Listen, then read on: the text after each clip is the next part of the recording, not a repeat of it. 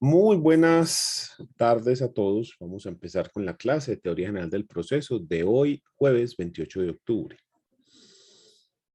En la sesión anterior estuvimos hablando de los actos de iniciación del proceso y mencionamos que el primero que íbamos a estudiar era la demanda. Y dijimos que la demanda es un acto formal cuyos requisitos están estipulados en la ley, específicamente en el artículo 82 del Código General del Proceso. Y mencionamos que si cogemos el artículo 82 del Código General del Proceso y hacemos un esquema con él, en mi caso, a mí me da un esquema como este. Dentro de este esquema podemos encontrar el contenido del artículo 82. Mencionamos en la clase anterior que el primer cuadro naranja que se menciona en la introducción hace referencia a los tres primeros numerales del Código General del Proceso, artículo 82, es decir, el juez al que se dirige, la identificación de las partes y la identificación del apoderado. ¿Listo? Después de eso pasamos a hablar acerca de las pretensiones y mencionamos que las pretensiones son el núcleo de la demanda, son la parte más importante, porque ahí es donde el demandante le expresa al juez qué es lo que él necesita o qué es lo que él considera necesario para subsanar, para mantener el proceso, perdón, para no mantener, sino para terminar el conflicto y que el proceso pueda terminar de manera satisfactoria, al menos para el demandante. El demandante entonces le debe trazar el camino al juez para decirle qué es lo que él quiere específicamente que el juez haga. Y dijimos que esto es sumamente importante porque el artículo 281 del Código General del Proceso le impide al juez que resuelva en la sentencia algo que no se le pidió o más de lo que se le pidió. Entonces dijimos que hay que ser supremamente cuidadoso con esto porque esa prohibición de las sentencias ultra y extra petita hacen que nosotros tengamos que esmerarnos de más, ¿sí? Eso está específicamente en el inciso segundo del artículo 82. No podrá condenarse al demandado por una cantidad superior o por un objeto distinto del pretendido en la demanda, ni por una causa diferente a la invocada en esta.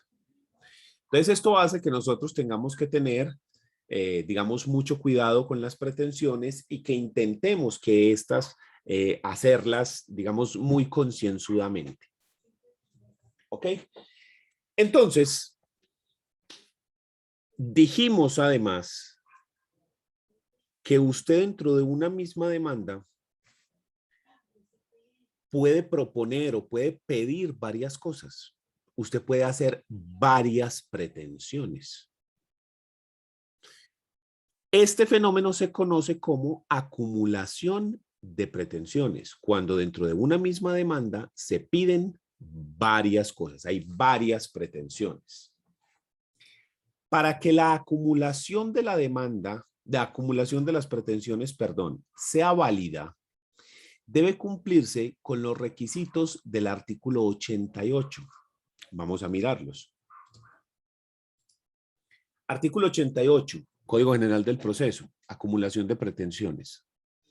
El demandante podrá acumular en una misma demanda varias pretensiones contra el demandado, aunque no sean conexas, siempre que concurran los siguientes requisitos. Primero, que el juez sea competente para conocer de todas, sin tener en cuenta la cuantía. Es decir, que el juez sea competente en razón de la materia, en razón del factor territorial o del factor funcional, pero no es necesario que sea competente en razón de la materia. ¿Por qué? Porque el que puede lo más, puede lo menos. Entonces, si el juez es competente para conocer una pretensión de mayor cuantía, es competente para conocer una pretensión de menor cuantía. De esta forma, yo tengo que entender que cuando en un proceso hay varias pretensiones, yo establezco la competencia por la pretensión de mayor valor. Si en un mismo proceso yo pido una pretensión de mayor cuantía, una pretensión de menor cuantía y una pretensión de mínima cuantía. Ejemplo, en un accidente de tránsito se pide como lucro cesante 180 millones de pesos, mayor cuantía. Como daño emergente, 80 millones de pesos, menor cuantía. Y como perjuicios morales, 30 millones de pesos, mínima cuantía. Las pretensiones no se suman, sino que tomamos la pretensión más alta, que fue la primera, donde dijimos que el perjuicio era de 180. Entonces, en ese caso, eso es mayor cuantía, por lo tanto, corresponde, la competencia se establece con esa pretensión más alta. Si nosotros analizamos las pretensiones de manera separada, esto nos da que la pretensión más alta, la de 180 millones, la conoce ¿quién? El juez de circuito. Y la pretensión media, la que dijimos que se debían 80 millones, o 70 fue que dijimos, ¿la conoce quién? El juez de circuito también, pero en única instancia. Perdón, el juez municipal en primera instancia. Y la otra, la mínima, la de 30 millones, la conoce el juez municipal, pero en única instancia. Entonces, si yo las separo, la competencia está distribuida de manera diferente en razón de la cuantía. Una es de un juez municipal por ser mínima en única instancia, otra es de un juez municipal en primera instancia por ser menor y la otra es del juez de circuito. Entonces, lo que nos dice el código en ese artículo 88, numeral primero, cuando nos dice que el juez sea competente para conocerlas todas, pero sin tener en cuenta la cuantía, nos está diciendo que el juez sea competente según el factor subjetivo, es decir, según la calidad de las partes, que sea competente según la materia, que sea competente según el factor territorial, pero no tengamos en cuenta la cuantía, porque como la establecemos por la más alta, el que puede lo más, puede lo menos. El juez de circuito puede resolver pretensiones de menor y de mínima cuantía sin ningún problema. No se puede al revés. El juez menor no puede resolver lo más alto. Un juez municipal no puede resolver cosas de mayor cuantía. Entonces, por eso es que lo establecemos por la de valor más alto. Y por eso es que el juez nos dice que se pueden acumular sin tener en cuenta la cuantía. Porque como ya suponemos, ya estamos dando por sentado que el proceso se va a establecer la competencia basándose en la pretensión más alta, entonces en ese orden de ideas, pues se nos permite esa acumulación. Juliana. Profe, no, es que necesito que me repitas por favor esa parte de que el juez municipal de qué se encarga, el juez de circuito, pues de eso de la cuantía, de los valores. Porfa, para tomar nota de eso. Lo que pasa, Juliana, es que eso en específico es tema de instituciones procesales. Cuando se hablan instituciones procesales de los factores determinantes de la competencia, a uno le hablan que para establecer la competencia se utilizan 5 factores: el factor subjetivo, el factor objetivo, el factor territorial y el factor funcional, ¿cierto? Estos.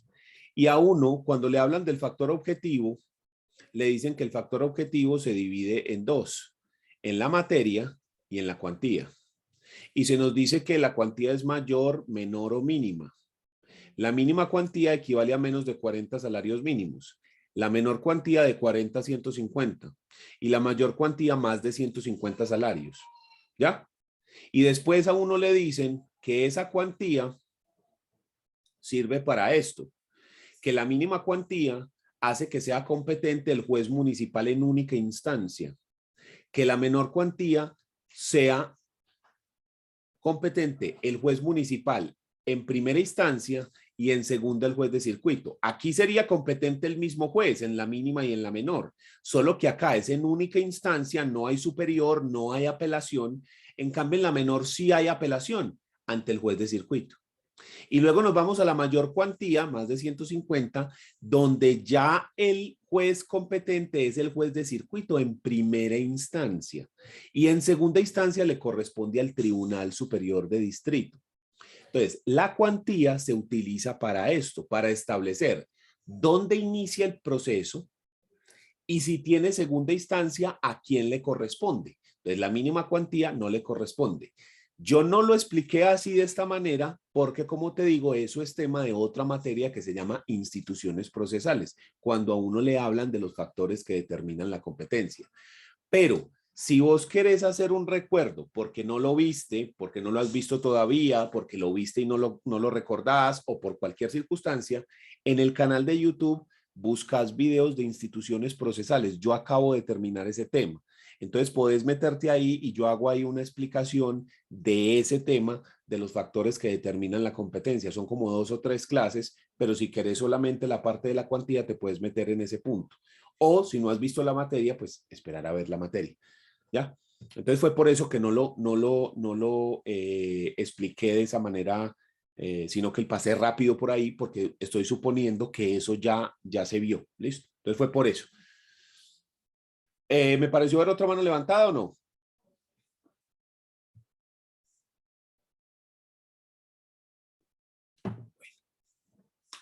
Entonces continúo.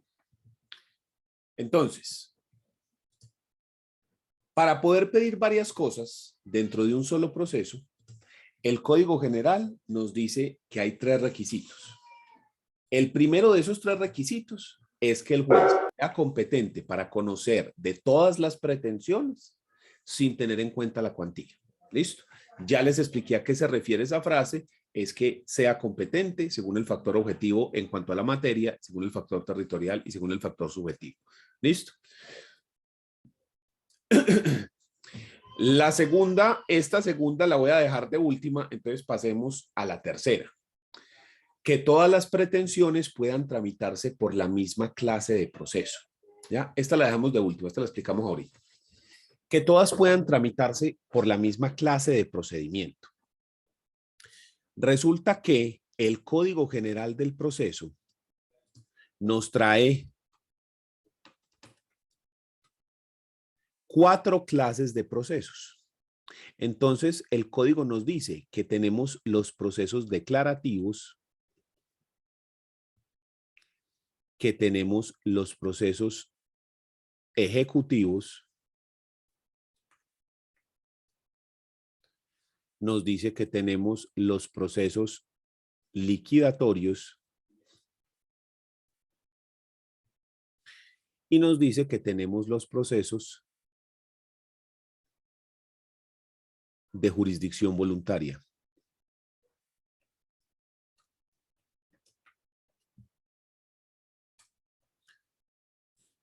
Declarativos, ejecutivos, liquidatorios y de jurisdicción voluntaria. Cada uno de estos procesos tiene un objetivo específico. Cada uno sirve para una sola cosa. Entonces, cuando yo voy a pedir algo, cuando yo hago una pretensión, esa pretensión solamente puede tramitarse por uno de los 4 procesos. Los procesos declarativos sirven para que el juez, para solicitarle al juez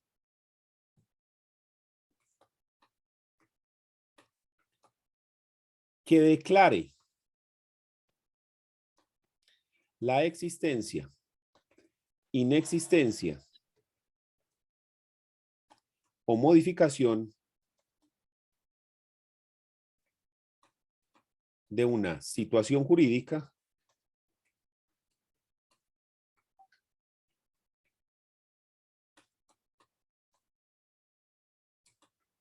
un hecho o un derecho. Para esto sirve el proceso declarativo. Para pedirle al juez que declare la existencia, por ejemplo, señor juez, declare que Pedro es hijo de Juan. La inexistencia, señor juez, le solicito el divorcio. Este matrimonio, este vínculo matrimonial, elimínelo, ¿sí? Disuelva este vínculo que existía entre Pedro y María. O incluso que declare la existencia de un hecho. Declare civilmente responsable a Juan. O de un derecho. Declare que yo tengo derecho de herencia en este proceso. ¿Ya? Entonces, los procesos declarativos sirven para solicitarle al juez que declare la existencia, inexistencia o modificación de una situación jurídica. Existen circunstancias que no se pueden tramitar dentro del mismo proceso, como por ejemplo, cuando ocurre un accidente de tránsito, usted lo primero que necesita para poder que le indemnicen es que el juez declare que la persona es responsable civilmente del accidente de tránsito y que lo condene a pagar una indemnización. Pero yo en ese proceso no puedo cobrar, porque ese proceso es solamente para que el juez declare quién es el culpable y lo condene, le ordene el pago. ¿Sí? Le ordene que él debe indemnizar, pero para cobrar efectivamente el dinero y que el juez haga todas las maniobras relativas para pagar la obligación, como por ejemplo rematarle los bienes, embargarle el salario y quitarle una porción, etcétera. Para hacer eso, tengo que hacer otro proceso, que es el proceso ejecutivo. El proceso ejecutivo tiene como finalidad el cobro de una obligación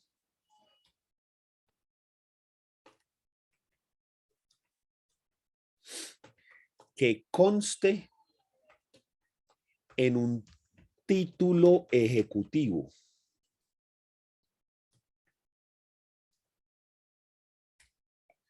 Es decir, un documento que contenga una obligación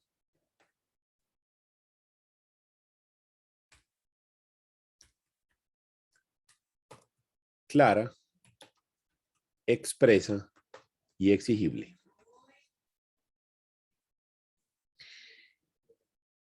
Ese documento puede ser una sentencia.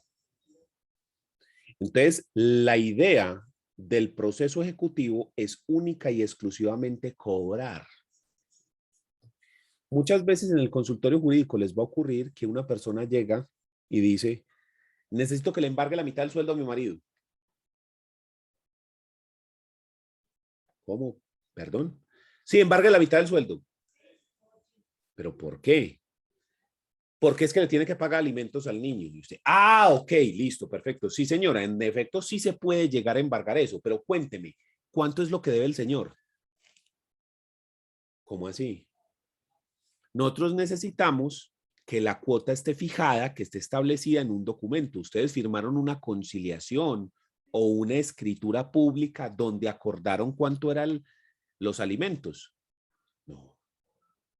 Bueno, un juez estableció en alguna sentencia cuánto es el monto de alimentos. ¿Cuándo se deben pagar? ¿Cómo se pagan? ¿En dinero, en especie? Entonces, señora, todavía no podemos hacer eso porque el señor todavía no debe. ¿Cómo así? La obligación no está fijada, no existe. ¿En dónde dice que el señor debe? No, es que los papás le tienen que pagar a sus hijos. Eso es una obligación que trae el Código Civil. ¿Ya? Dice el artículo 411, se le deben alimentos de los padres a los hijos y también al revés, de los hijos a los padres. Pero ¿cuánto es? Para poder establecer la obligación es necesario fijarse en la necesidad económica del alimentante, cuánto necesita la persona, y en la capacidad económica en la necesidad económica del alimentario y la capacidad económica del alimentante. La necesidad económica del alimentario, cuánto necesita, y la capacidad económica del alimentante. Poniendo esos dos en una balanza, podemos establecer una cuota. La cuota es de 1.000.000, de 500, de 700, de 2 millones, de 5, de 10, de lo que sea. Ok. También hay que establecer cuándo se paga. Se paga los primeros 5 días de cada mes, se paga cada 15 días, se paga el semestre, se paga el año, se paga mes vencido, se paga los primeros 10 días. ¿Cómo se va a pagar? Se va a pagar en efectivo, por transferencia bancaria. Se va a pagar en especie, la persona va a comprar los víveres, los va a llevar, la persona se va a encargar directamente de pagar el colegio. Nada de eso está establecido. Entonces, el hecho de que la ley diga que hay una obligación no implica per se que ya hay que pagar, porque es que no sabemos cuánto es, no sabemos cuándo se paga, no sabemos a quién se le paga. Puede ser que la obligación es antes que la señora le pague a él, ¿sí?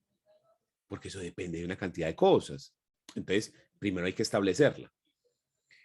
Ya la establecimos. ¿En dónde? En un proceso declarativo. Tan. Y después de que la hayamos establecido y que la persona no haya pagado, porque si la persona paga no hay lugar ejecutivo, es si no ha pagado, ahí sí podemos venir a demandar. ¿Y cuál sería ese título ejecutivo, ese documento que contiene la obligación?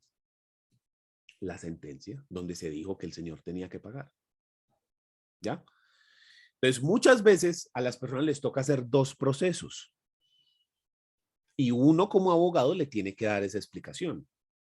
Porque yo no puedo acumular dos cosas que se tramiten en procesos diferentes. Numeral tercero, artículo 88. No se pueden acumular. Primero me toca hacer uno y luego el otro. ¿Por qué? ¿Cuál es el problema con acumularlos? Que la estructura del proceso no es igual. Yo no hago las mismas cosas, no se hacen los mismos pasos en los procesos. Son diferentes, hay que hacer cosas diferentes. Entonces yo no las puedo acumular porque hay que hacer cosas diferentes. ¿Ya? Daniel.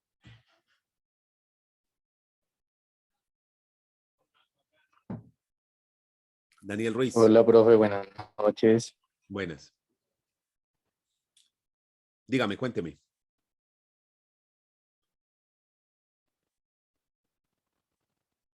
Levantó la mano, ¿no?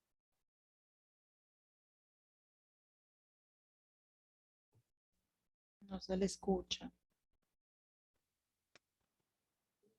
Bueno, mientras él arregla el sonido, Valeria, cuénteme usted. Ah, profe, sí. Profe, ¿me escucha bien? Sí, perfecto. Ah, bueno. Profe, yo quería hacer una pregunta. Dígame. Con el tema de, bueno, del pago de alimentación, ¿cierto? Uh-huh. Debe de haber un mutuo acuerdo.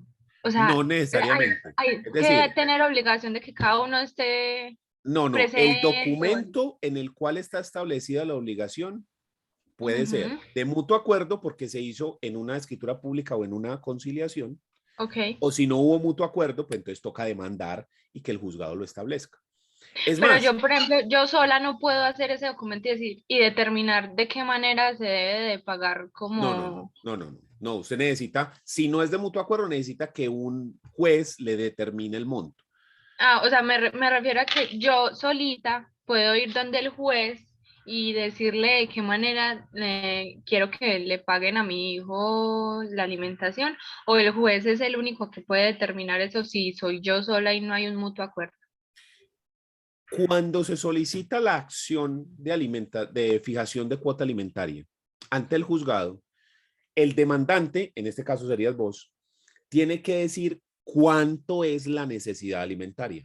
Y lo hay que probarlo, obviamente, ¿cierto? Entonces tiene que decir, vea, por alimentación se gasta esto, en servicios públicos se gasta esto, en arriendo se gasta esto, en educación esto, en vestido esto, en transporte esto, en recreación esto, en salud esto, en educación esto.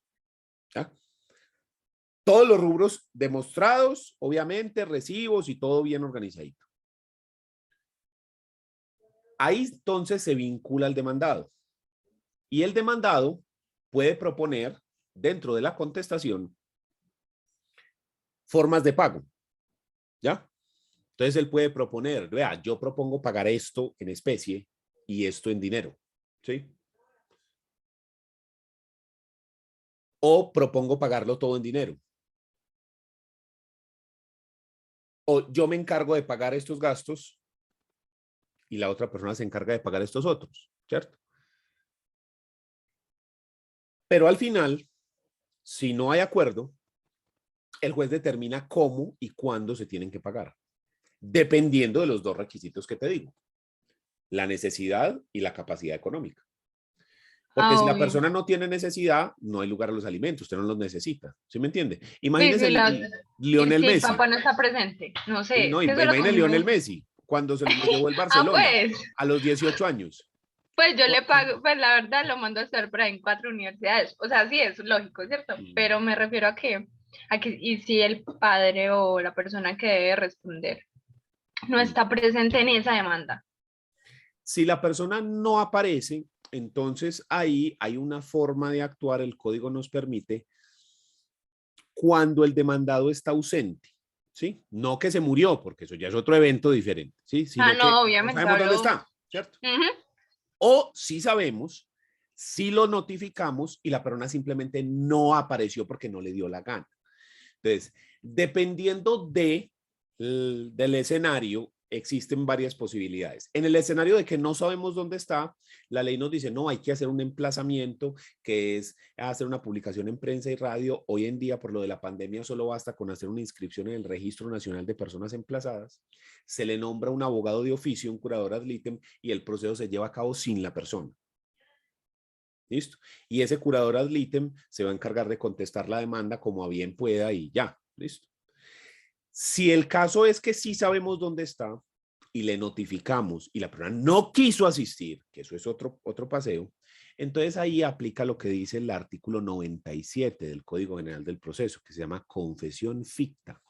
Es decir, que al no contestar, estando notificado plenamente la persona, obvio, opera este fenómeno que implica que todos los hechos que son susceptibles de confesión se dan por ciertos. Básicamente perdió el proceso, ¿sí? Entonces, la ley nos da posibilidades de cómo tratar en esos eventos. Igual eso usted lo va a ver en específico cuando lleguemos al tema de las notificaciones y vemos el emplazamiento, o en procesal civil cuando se vean los procesos en específico, o incluso en familia cuando se vea el tema de alimentos. Profe, se me olvidó el nombre. No sé, me debería, bueno, entonces yo ahí, como los litisconsorcios, ¿cómo se dice así, cierto? Sí. Ese caso, ¿qué litisconsorcio sería?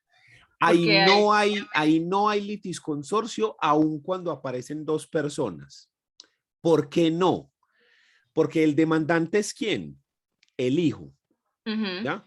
Pero vos no estás apareciendo como otro demandante, sino que vos estás representando a esa persona en calidad de representante legal por ser un incapaz, un menor de edad, que sería lo mismo que ocurre con las empresas, ¿sí? Cuando yo demando al éxito, es solo el éxito. Lo que pasa es que el éxito actúa a través de su representante legal. Entonces, en ese caso no hay litisconsorcio, porque si bien son dos personas, realmente es una sola parte, ¿sí? Es una sola parte, porque una está actuando en representación del otro. Entonces, en realidad no hay litisconsorcio en ese caso. Listo, profe, ¿no? Gracias. Yesid. Profe, me disculpo por interrumpir la clase, pero es que sentía que tenía que contarle esto en este momento. Cuéntame. Lo que pasa es que estoy hablando con una hermana afro de la Universidad Libre, que está en el 7º semestre, que me estaba preguntando de qué universidad era yo. Cuando le dije que era de la IUE, lo primero que me preguntó fue por el doctor Lopera. Le dije, el único doctor Lopera que me da clase es uno que se llama Daniel. Y me dijo que le gustan mucho sus videos, que los ve, que le aprende mucho civil. Imagínense que yo siempre lo vi como, bueno, este es para uno repasar y la clase que se perdió, pero lo ven en muchas otras universidades y ella me dice que aprende mucho con usted. Perdón por interrumpir la clase, pero como apenas me lo dijo y me sorprendió tanto, pensé que era bueno decírselo en este momento. Gracias. Muy, muy amable. ¿Cómo se llama? Aquí le mandamos el saludo para que quede en la clase grabado y se sorprenda. Profe, deme un momentico, ya le doy el nombre. Listo, dígale que, pero no le diga para qué, no le diga para qué. No, ella se llama Diane Michelle. Diane, saludo para ella. Diana Michelle o Diana Michelle. Diana Saludos. Michelle de Universidad Libre, 7º semestre. Excelente, Diana. Bien por ser fan. Depositas bien la confianza. No, hacemos lo que se puede. Y la verdad es que sí tiene mucha acogida. Hay muchas personas me han escrito y que lo conocen a uno por ahí. Yo jamás pensé que era para eso. Yo me empecé a montar las clases en YouTube simplemente para que los estudiantes que no pudieran entrar a clase la pudieran ver después. Pero es algo que es muy, muy gratificante para uno, pues que otras personas lo reconozcan y al menos vean ahí, digamos, una opción siquiera de repasar.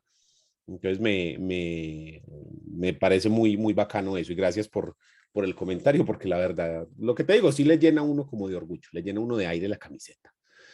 Venga, antes de que continuemos, ¿quién fue el que me estaba ahorita preguntando que no le escuchamos nada? Daniel.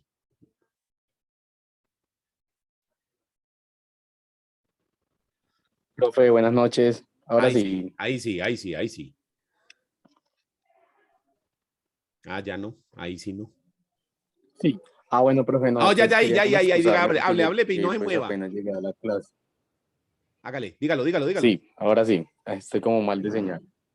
Profe, no, era para ver si me colaboraba, por favor, y mil gracias con subir el video, pues así sea en la mañana, para yo verlo en la oficina en el transcurso de la mañana, Ah, sí, sí, sí. para Ya no seguí. estar como perdido, porque Listo. apenas llegué de la oficina. Ah, listo, hágale, hágale, que Muchas ya enseguida. gracias, Ya muchas enseguida, gracias. listo. Que me lo bendiga. Muchas gracias. Gracias. Sí. Nelly dice, tiene muchas suscripciones. Sí, tengo 4.200 y pico. Espero llegar a los 5.000 rápido. Esto Bueno. se convirtió en una clase de influencers, profe, ya. ¿Cómo le parece? Jamás pensé yo que me iba a volver un youtuber. Dentro de poquito lo venos vemos en aquí. unos premios ahí al mejor profesor, peleando con Oh, Julio Profe. ya, no sé si sabían, pero en la universidad, ya les muestro, les presumo, me dieron el reconocimiento, me lo entregaron hace como un mes. Decía, a ver, yo lo miro contra qué lo pongo para que se vea. Contra un papel, profe. Véala. No, hoja. Algo blanco. Me dieron el reconocimiento al mejor docente en 2020 por los estudiantes, ¿sí? Wow. El de la facultad, obviamente. Profe se lo merece, la verdad.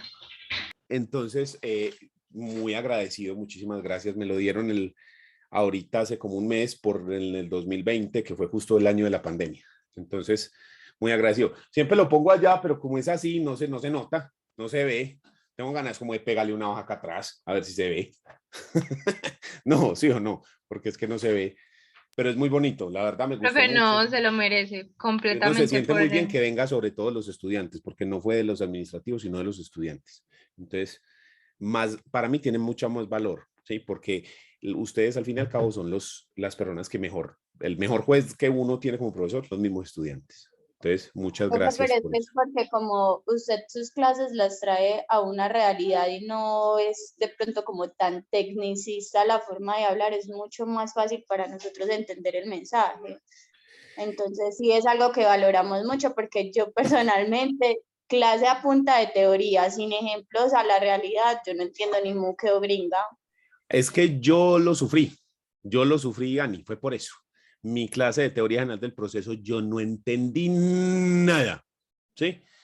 Entonces, si algo yo hice en la universidad es que yo como que tomaba nota, pero tomaba nota de qué era lo bueno de mis profesores favoritos, qué era lo que me gustaba de ellos y qué era lo que no me gustaba de mis profesores más odiados. Y precisamente era cosas así, la forma tan técnica que a veces enseña el derecho que a veces puede poner una barrera. Entonces yo siempre trato de que sea de una manera fácil y que usted vea para qué sirve, porque si hablamos solamente de lo técnico, de la filosofía del derecho, de las cosas por allá, al menos a mí, si usted no me dice para qué sirve, se me olvida. Yo de pronto me lo aprendo para el examen. Lo ganaba y se me olvidaba. Pero si usted me decía, vea, esto es supremamente importante, mire qué tal. A uno le enseñan a hacer huevo revuelto, hermano, y nunca le olvida hacer huevo revuelto. ¿Por qué? Porque hay que comerlo viejo. Por eso. ¿Sí? En cambio, si a usted le enseñan a hacer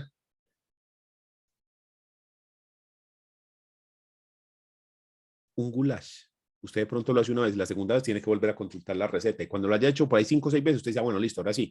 Pero si es una cosa que usted nada más hizo una vez, nada.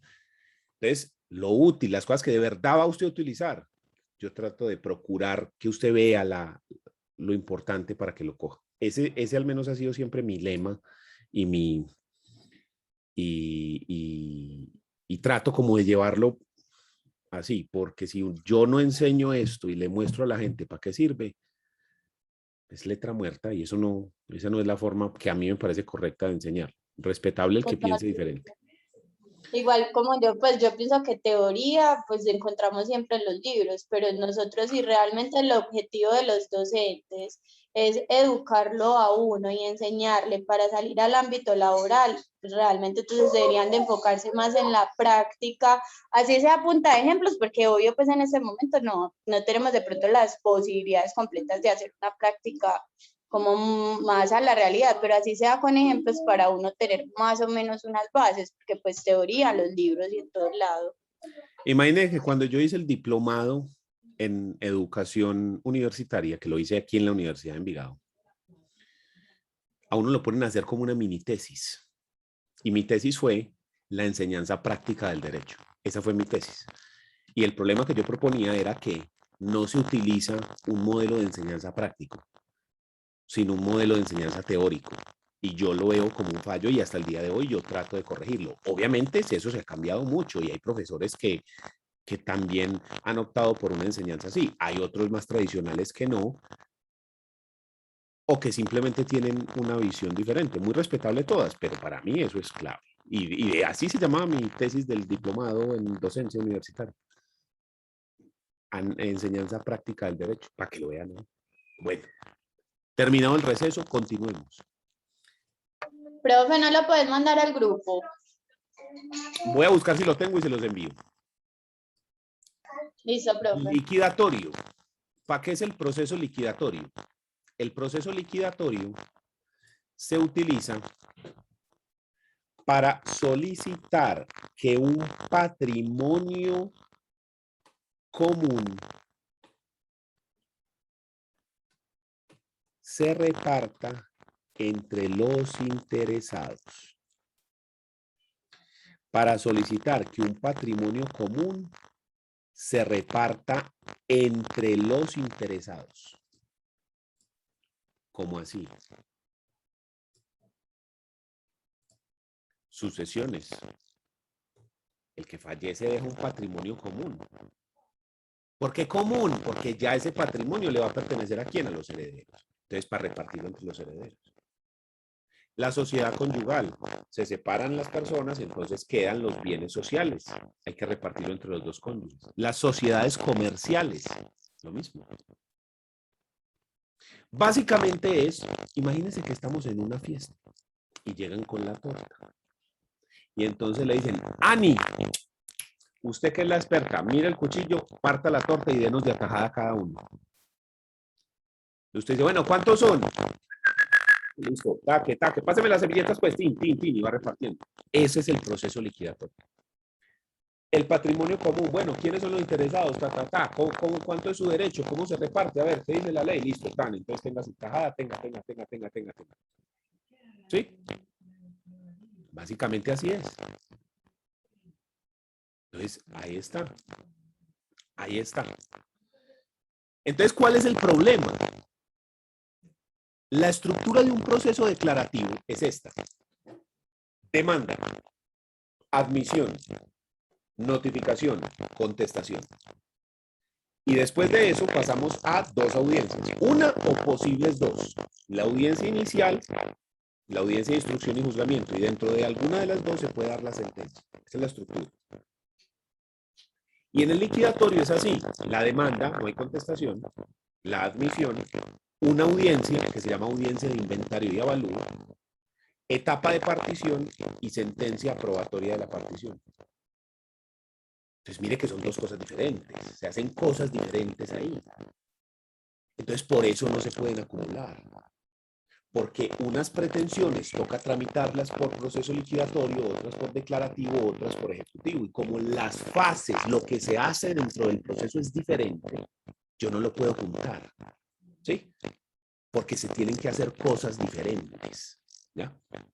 Imagínense que usted va a preparar buñuelos y Coca-Cola. La Coca-Cola se tiene que hacer en una planta, los buñuelos tienen que hacer en otra parte, no se pueden hacer a la misma vez.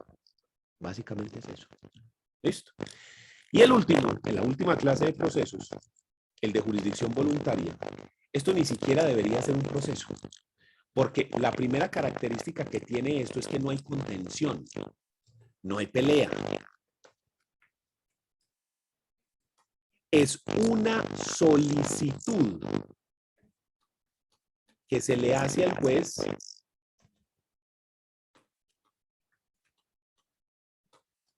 para que éste resuelva según la ley. ¿Sí? Es una solicitud que se le hace al juez para que éste resuelva según la ley. Por ejemplo, declaración de muerte presunta por desaparecimiento. Señor juez, hace más de 2 años no tenemos ninguna noticia de Pedro. Le solicitamos que lo declare muerto presunto por desaparecimiento. En los procesos de jurisdicción voluntaria no hay pelea, no hay contención. Hay un proceso que si no hay pelea es de jurisdicción. Y si sí la hay, se vuelve declarativo. Es el divorcio. Si el divorcio es de mutuo acuerdo, los dos cónyuges le elevan una solicitud al juez. Señor juez, le solicitamos que nos divorcie por la causal novena del artículo 154 del Código Civil, que es mutuo acuerdo. Porque nosotros dos le estamos manifestando a usted que estamos de acuerdo, o sea, estamos cumpliendo con la causal novena del artículo 154.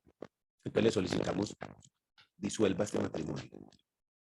Entonces eso es un proceso de jurisdicción voluntaria. Pero si hay pelea, si es Pedro contra María, que es que me puso los cachos, que es que me pegó, que es que en ese evento ya no se puede hacer como liquidatorio, sino que se tiene que hacer como declarativo, donde uno demanda y el otro contesta. Y hay pelea, hay contención, hay dos versiones encontradas.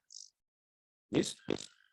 Entonces, para que eso lo tengan súper presente. Entonces, tenemos 4 clases: los declarativos, los ejecutivos, los liquidatorios, los procesos de jurisdicción voluntaria.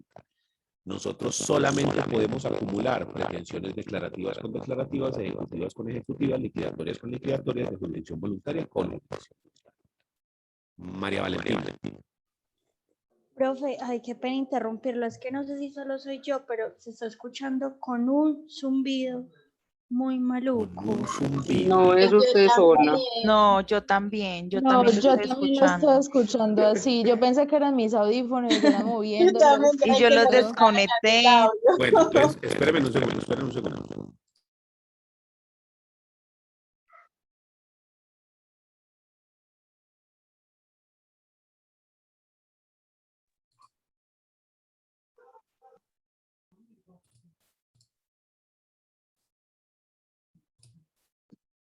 ¿Qué tal ahí? Ya ¿Mejoró? mejoró. Sí, mucho, Listo. ya. Ujú. Sí, Ok, profe, yo perfecto. ya me voy a meter a comprar celular sin IVA. Ah, listo. Bueno, esperemos que no. No, pues yo creo que ya se acabó. ¿Es hasta qué hora es el día sin IVA? Creo que Hasta hasta las las 10. 11 hoy. Ah, bueno, no, todavía hay tiempo. Igual ahí tiene otros 2 días. Ah, bueno, sí, hay otros 2 días más. Sí, es No, cierto. ya no es lo cierto. necesito porque ya me di cuenta que no era el audio en mi celular. Ah, bueno, mejor todavía, no comprar lo que no necesita. Exacto, me parece excelente. Listo, entonces, cuando el código en el numeral 3, acuerde que el 2 no lo hemos visto, cuando en el numeral 3 nos dice que todas puedan tramitarse por el mismo procedimiento, ya sabemos qué es. Y ahora sí, por último, para terminar por hoy, utilicemos esta. Que las pretensiones no se excluyan entre sí, salvo que se propongan como principales y subsidiarias. ¿Qué es esto? Resulta que existen 3 formas de acumular pretensiones.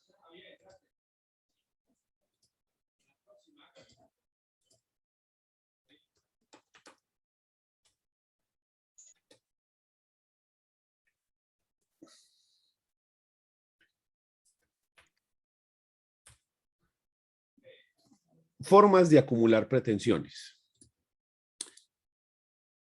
Yo considero, esto es totalmente personal, que podemos acumular pretensiones de manera pura y simple, que podemos acumular pretensiones de manera subsidiaria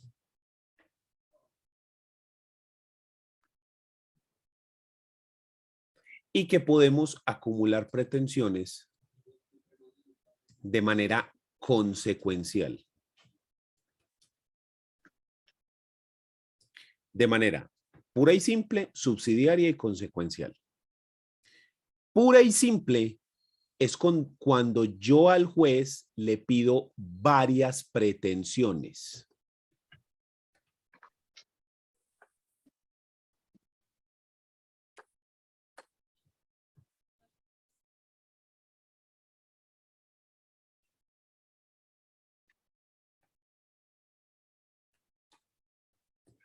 Estas pretensiones no dependen unas de otras.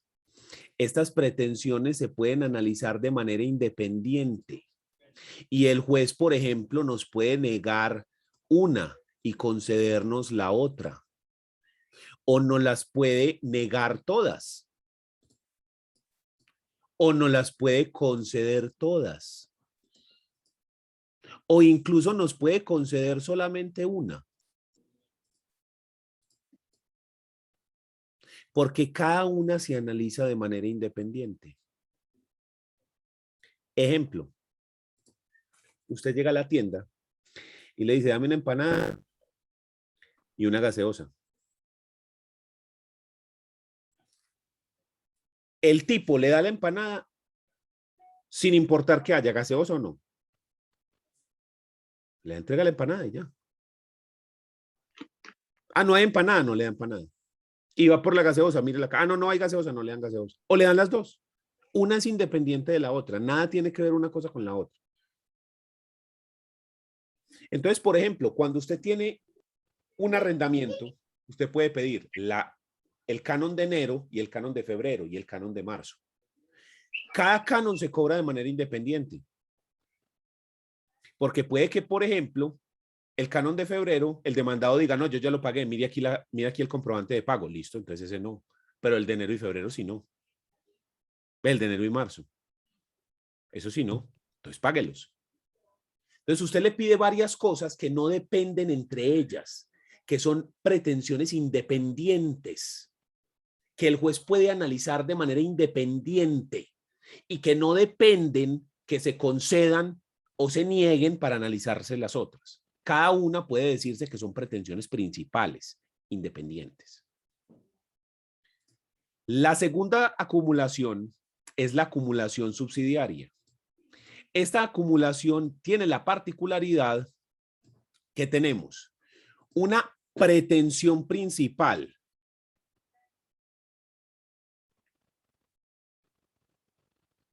que, como su nombre lo indica, el juez la tiene que analizar primero porque es la principal.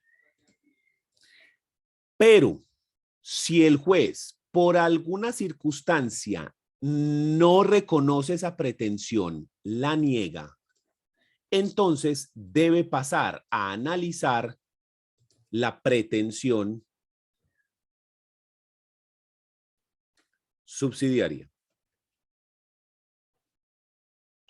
Solo en la medida en la que le niegue la principal, analiza la subsidiaria. Porque esta generalmente es contraria a la primera. Entonces solo se va a analizar en la medida en la que se niegue la principal. Ejemplo, volvemos a la tienda y yo le digo, dame una empanada. Si no hay empanada, me das un buñuelo. ¿Qué es lo primero que el tipo va a ir a buscar? Las empanadas. Solo si no hay, va por el buñuelo. ¿Ya? Yo solamente quiero eso otro si no hay lo primero. Ejemplo jurídico. Yo solicito la prescripción adquisitiva de un bien. Señor juez, declare que yo soy el propietario por prescripción adquisitiva, ya que llevo aquí viviendo X años. Si lo niega, ordene el pago de las mejoras que yo le realicé a esto durante 15 años. Si no me vas a volver dueño, que me paguen hasta el último peso que yo le metí a esta tierra. Porque le construí esto y aquello y taque. Entonces, si no soy el dueño, entonces que me paguen todo. Si el juez me declara dueño, ¿a quién le voy a cobrar las mejoras? Si las mejoras las hice yo para lo que es mío. No hay lugar a que las cobrarlas. Mire que son contradictorias. A mí solo me interesa el pago de las mejoras si usted me niega lo primero. Si me lo concede, ya, lo de las mejoras olvídelo, eso no lo analice. Entonces, la acumulación subsidiaria implica eso, una pretensión principal, que es mi foco principal, por eso se llama así. Pero si el juez lo niega, nos vamos al plan B. ¿Listo? Es plan A y plan B. El plan B solamente opera cuando se pierde el plan A. Y la tercera es la acumulación consecuencial. En la acumulación consecuencial tenemos una pretensión principal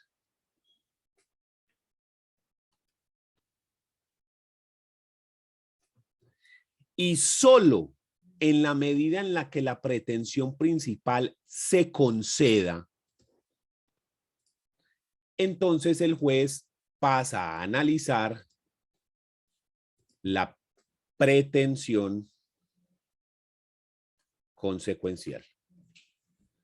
Solo en la medida en la que el juez conceda la principal.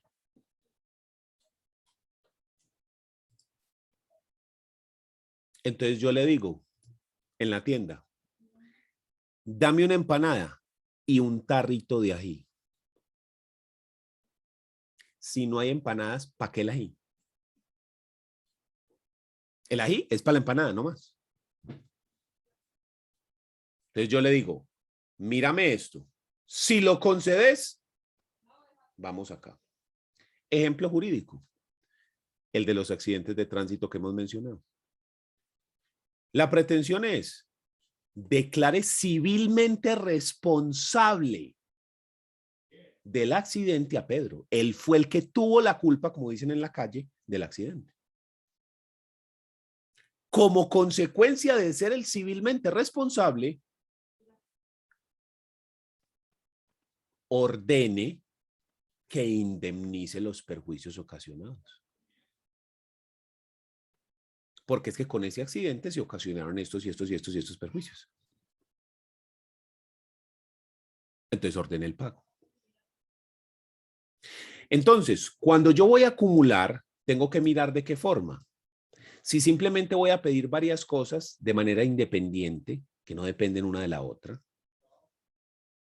Si lo voy a hacer de manera subsidiaria, en la cual tengo un foco y le digo al juez, si no me lo concedes, pasamos a la subsidiaria.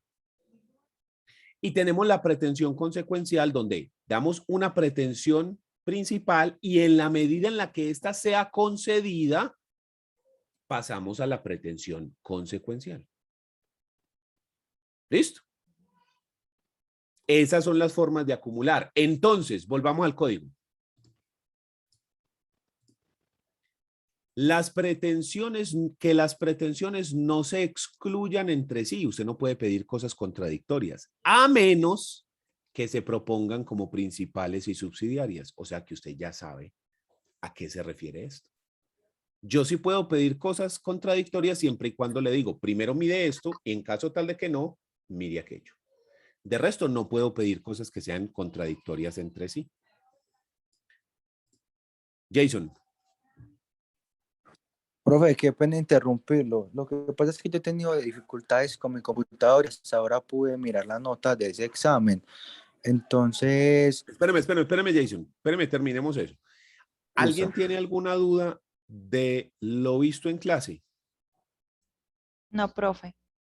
Bueno, entonces vamos a dejar así y mañana continuamos con ese tema.